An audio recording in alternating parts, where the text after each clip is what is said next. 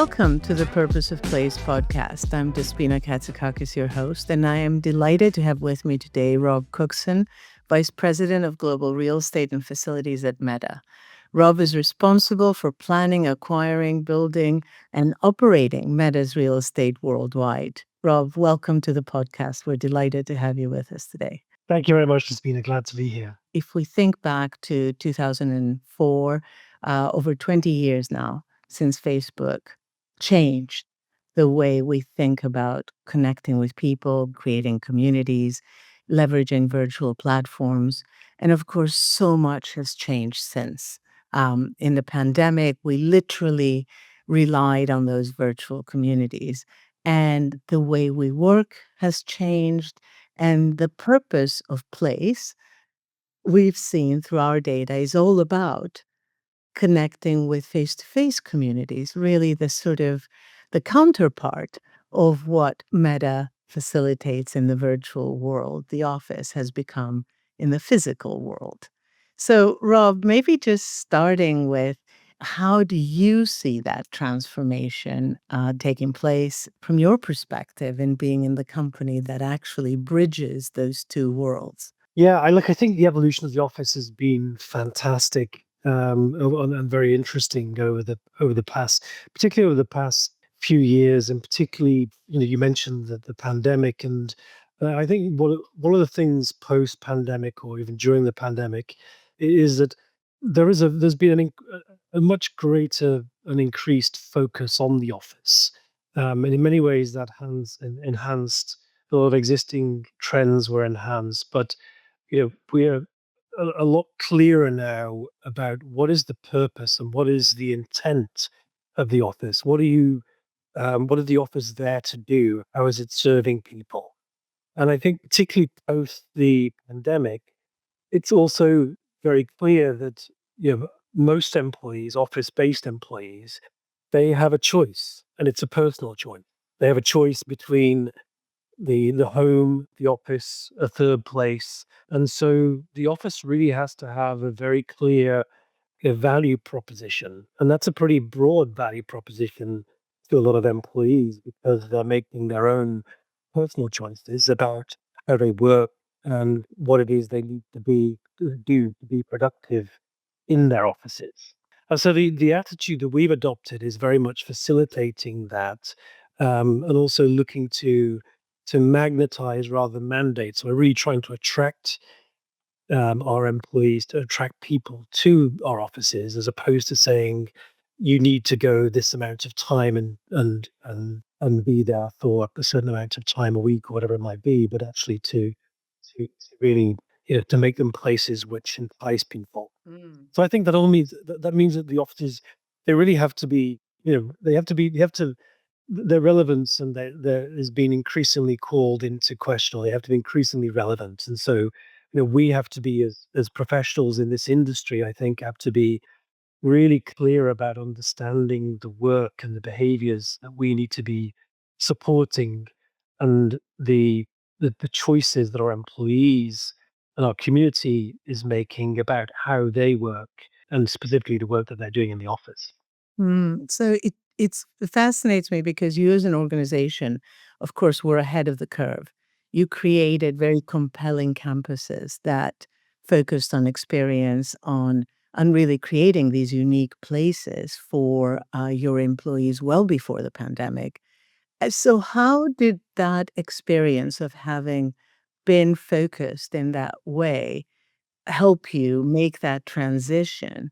And how are you focusing on measuring what it is that works? What are the things that really attract people to want to come to the places you're providing for them? Yeah, I mean, look, a lot of our employee experiences they evolved in Silicon Valley. So a lot of the programs that we provide, they were Silicon Valley based and Silicon Valley originated, and we provide very sort of rich and full programs for our employees, but they're not actually perks or benefits. They all have their origins in productivity, employee productivity, and maximizing the maximizing the experience and productivity of those employees and making their experience frictionless. So whether it's Wi-Fi enabled shuttles, that is predominantly about solving a long commute that our employees have where they might be spending,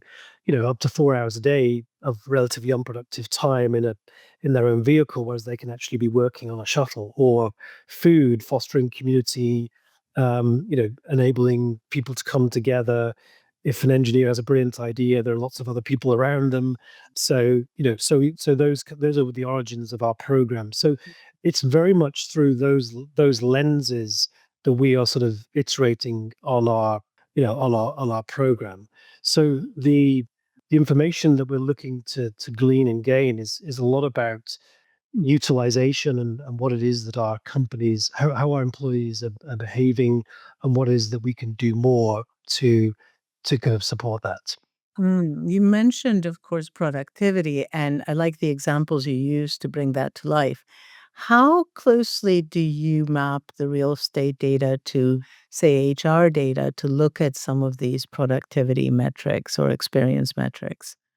Yeah, we work really very closely with HR, in actually HR and our enterprise engineering teams, our IT internal IT teams, extremely closely. So there's a number of ways in which we do that. We conduct a lot of employee surveys, so we'll collaborate on both, particularly the outcomes of those surveys.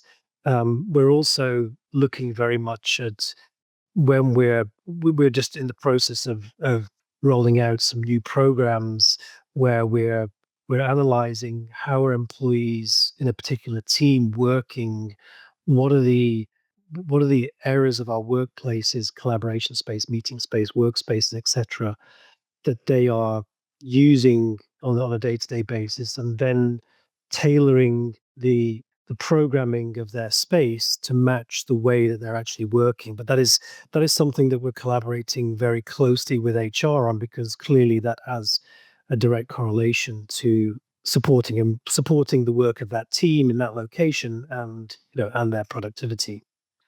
And so yeah, the sort of pre and post occupation surveys, focus groups, etc. That is sort of designed very closely in collaboration with our HR teams.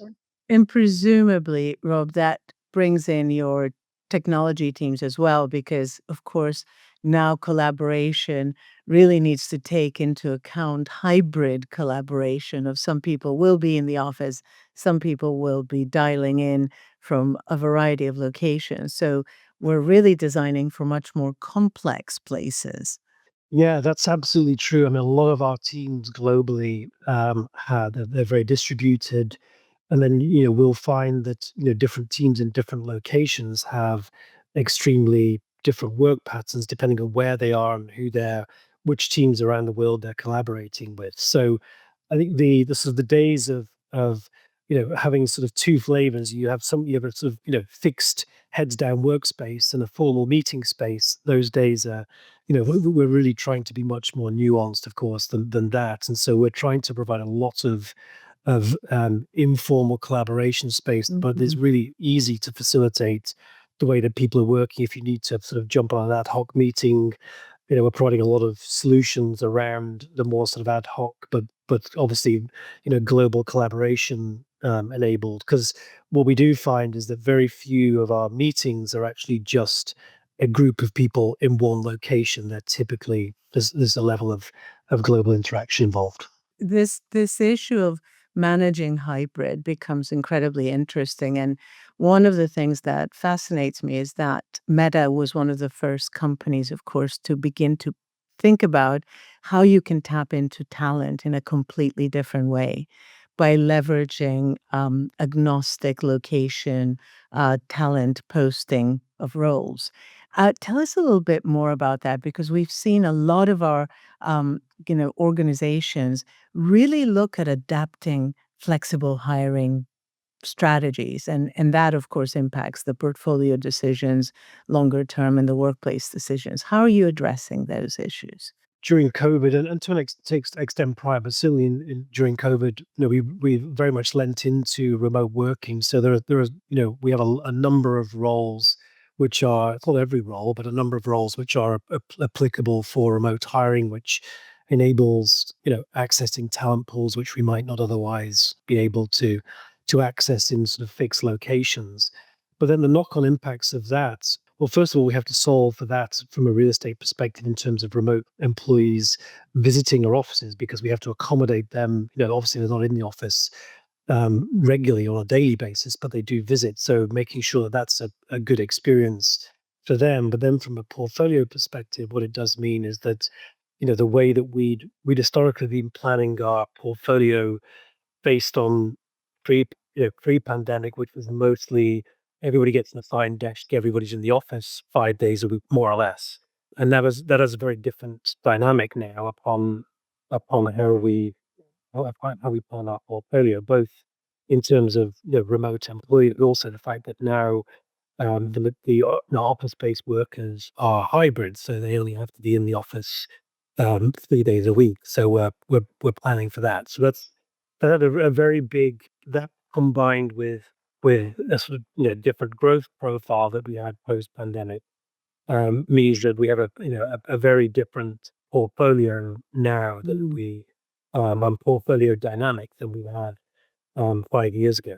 So we've actually, in many areas, we've been disposing of excess real estate that we'd taken in anticipation of some of these trends perpetuating. And when that changed, we had to be pretty agile and pivot. So that dynamic nature of your portfolio in your workplace is, of course, really interesting because this is the area where many occupiers are kind of struggling with where to balance growth alongside that kind of inconsistent pattern, let's say, of use and demand of space. How are you leveraging the flex industry to help you support some of that? Yeah, we leverage Flex a lot. So we've always leveraged Flex. When we were growing fast, we leveraged Flex to offer those interim solutions. Many of our sort of smaller locations or locations where we are not expecting to be there for we're sort of there's uncertainty about what the next move is. We'll leverage the Flex industry. We're also looking at it increasingly into other ways, which, alongside a lot of my peers, we're looking at how we can use Flex to monetize some of our excess portfolio. So if we have excess space that we may have a need for in the future, but we don't want to entirely come out of, we look at leveraging the flex industry, and then increasingly we're focused on what is core to us in terms of what the core provision is for us in terms of the workspace, meeting space, etc. But what are the sort of non-core elements that we can rely upon, or at least leverage the flex industry to supplement or complement what it is that we do, whether that's event spaces, large meeting spaces, swing space, etc. Of course, one of the areas you mentioned earlier, the kind of environments that you've provided historically in Silicon Valley. And when you go to other markets, to what extent do you expect not just the flex industry, but also your landlord to provide some of this facilities, curation spaces for you? How has that changed over time?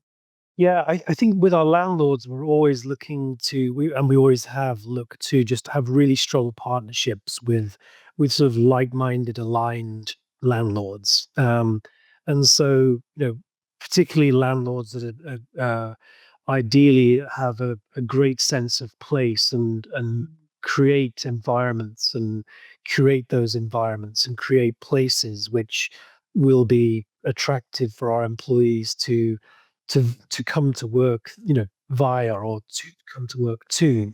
We're a very sort of data and metrics hungry organization, and we drive decisions through through data insights, and then look to action based on that. And landlord partnership there is super important as well. Whether it's on energy utilization, whether it's on foot traffic. There's a lot of insights that landlords and developers can provide for us that we can use to leverage, be smarter about decisions we make. So I'm glad you raised technology and data because of course you are a data hungry company yeah, yeah, that is kind of at your core of your culture. Of course, in my experience and in your experience, in the years we've spent in this industry, I think it's fair to say that one of the most exciting areas is the integration of technology and AI in buildings and how that's going to transform the way we think about the built environment, particularly in terms of predictive analytics and what impact that will have. I would love to hear your thoughts on how you see AI and impacting the way we design and operate buildings in the future. yeah. I think we're already starting to see it. So there's lots of examples where, you know, our teams or my teams have used AI, leveraged AI just to save so much time or to do things so much more efficiently, whether it's interrogating contracts or whether it's how we interact with employees in some instances. That's sort of very early phases. I think what's really exciting, and I sort of see this through two lenses. One is us as sort of real estate and workplace professionals, and then as from an employee perspective. What I think is going to be really exciting is if you have the data in the right place, then to be able to use AI to interrogate your lease data, your real estate data, your occupant or your utilization data, your operational data, and start to combine insights proactively for you and almost prompt you with real estate strategies or suggested actions based on the data. I think that level of sort of predictive analytics is really exciting. It kind of links to what we were saying earlier, the fact that even if you think about that integration of HR data, of looking at workforce strategies, where will your talent pools be to really attract the best people 10 years down the line, and being able to coordinate and collate those data sets to predict the demands of your portfolio or the demands of Yeah. customized experiences of people. In a way, we're treating very much employees like customers, and they expect that very personal experience that they have in their lives at the office. Yeah, and then I think the other use case is where you have AI, which is then, just prompting and nudging and your employee our employees to say, I see you've booked this workstation, I see you've gone for that coffee, I see you've done, like you can optimize an employee's, work experience or productivity by providing those nudges and again combining those insights to make them more effective. And if you start to combine that with wearables at some stage in the future, that Mm. becomes really exciting. Yeah, so we're now sort of hitting this really lovely coordination between productivity, experience, and also well-being. We already know, you mentioned wearables, our watches nudge us to get up, to move, to do all these things. And, that kind of nudging of using different settings throughout the day to enable you to be more productive, but also to have a better experience at work, to make you feel better during your day at work. That becomes really a very, very exciting area. Yeah, 100%. I think that comes back to what we were saying about choice. The you know pre-pandemic, certainly to a certain extent anyway, we were providing sort of rather one flavor of type of workspace. This is sort of, you come to the office 5 days a week, it's predominant this type of workspace. Whereas I think people are a lot more alive now to, or a lot more in tune as to what makes them take and productive, and that tailoring the options to suit their choices and their Mm. preferences is yeah, matters a lot. Yes, and that iterative cycle. I mean, you mentioned right at the beginning about how you're tracking the utilization and the experience of the various spaces that you're providing. So being able to kind of use the data to iterate the space and map the experience to it creates this completely different relationship between the use of space and the design and evolution of that space. There's huge areas for efficiency, but also for insights. I think if, for a landlord perspective, the sort of the data that they have access to, if you have an AI layer over that and be able to provide both them and us insights, I think it actually hopefully enables better partnerships going forwards as well. Yes. So that brings me to another question, which I think is really interesting, that the data begins to possibly enable us to move to new types of metrics.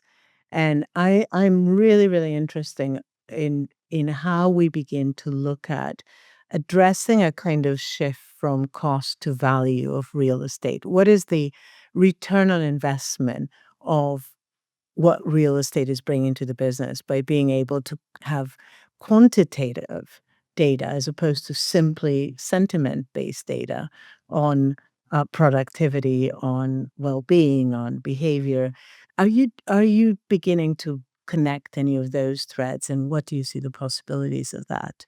I would say historically that we've been focused on data, like, sort of cost data. So what is the what's the cost of a square foot? What's the cost of a workstation? Or occupancy data? How occupied are our spaces? I think what we're moving into now are much more focused on data or metrics focused on utilization. So inherently, there it's a more value based. And then the from a productivity perspective, it's maybe not necessarily what is productivity enhancing, but what is productivity inhibiting if the metrics get to a certain level, or at least a combination of metrics get to a certain level. I also think that our metrics are becoming much more aligned with the business and much more aligned with our employees.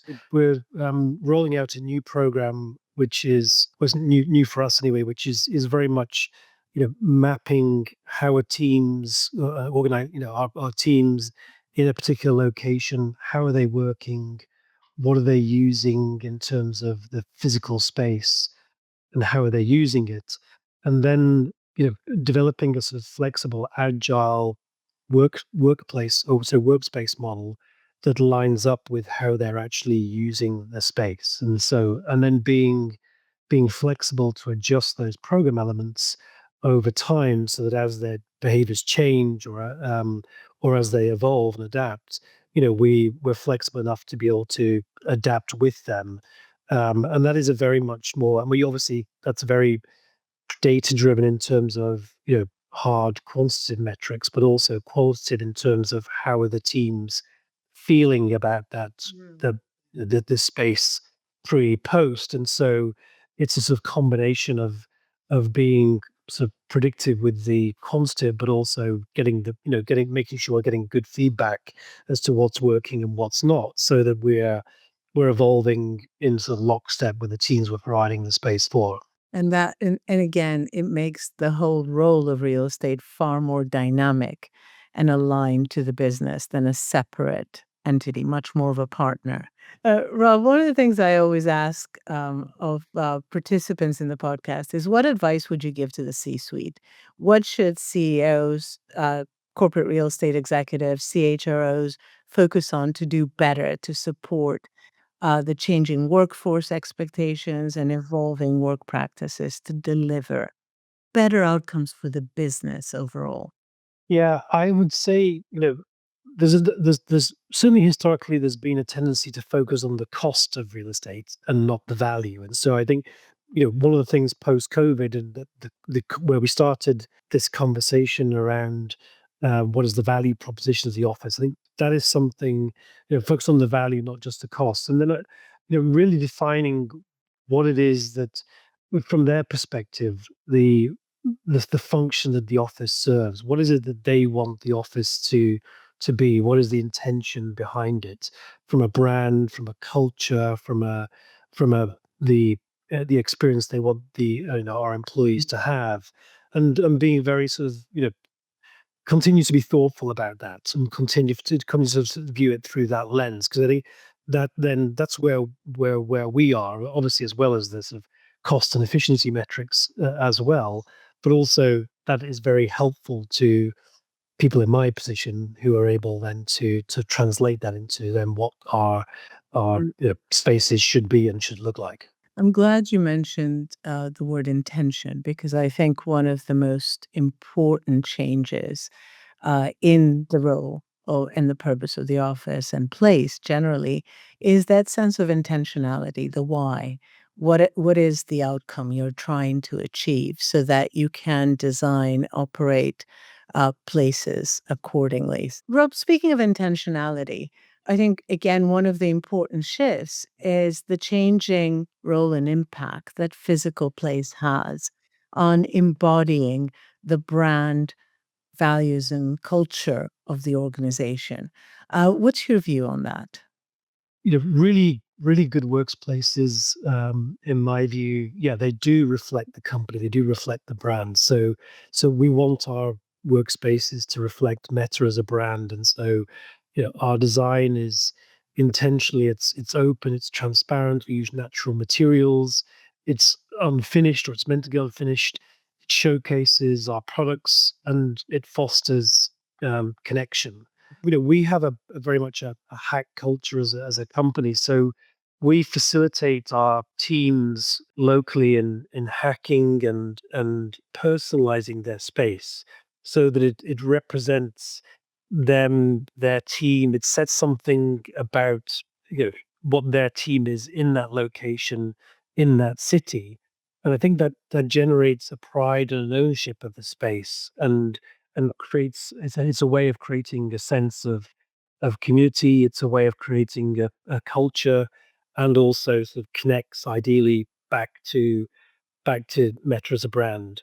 I love the way you describe that, and particularly this whole sense of customization, personalization, whilst aligning to the overall meta brand values and culture, and just the almost coming back to where we started the discussion, the fact that Meta is the organization that's creating the environments in the virtual world for collaboration, how you then bring that to life in the physical world for the organization is, fantastically interesting.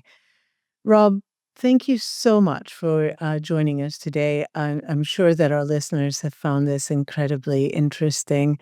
And thanks again for sharing your insights on the world of Meta's real estate. Thank you, Despina. It's been a pleasure. Thank you.